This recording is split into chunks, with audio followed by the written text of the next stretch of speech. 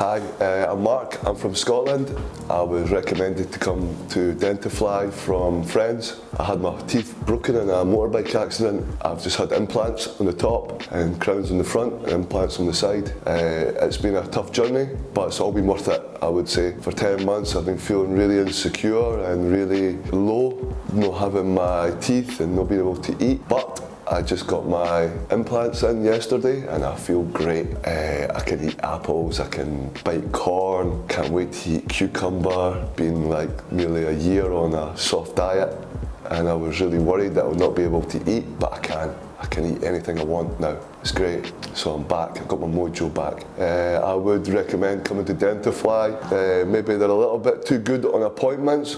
No rushing, but they're always early picking you up, but can't really complain about that. Job gets done, the price was good. Truthfully, I would tell you the truth. If it wasn't, I would come to Dentafly. They're not making me say this. It was a really good experience. My teeth now.